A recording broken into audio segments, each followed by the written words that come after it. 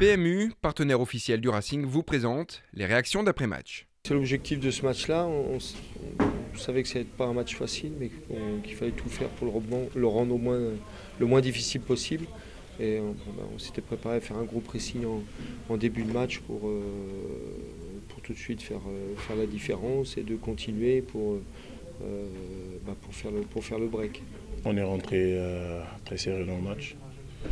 On a été conquérant sur tous les ballons. On a été agressif et aujourd'hui je pense que c'est ça qui nous a valu de marquer tous ces buts en première mi-temps. Et après, comme vous avez dit, on était beaucoup plus tranquille pour pouvoir gagner ce match. Il fallait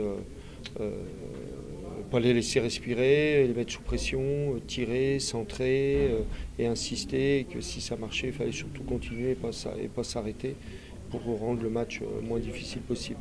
On a eu beaucoup de réussite déjà d'entrée. Ils marquent contre leur camp et ça nous booste encore 2 fois plus parce qu'on était déjà sur un état d'esprit qui était beaucoup plus qui était au-dessus d'eux et je pense que c'est ça qui a fait la différence. Au contraire, je trouve qu'elle était bien arrivée parce qu'on avait fait 4 matchs en 10 jours, donc il y avait beaucoup de fatigue. Donc ça a permis à certains cas de récupérer.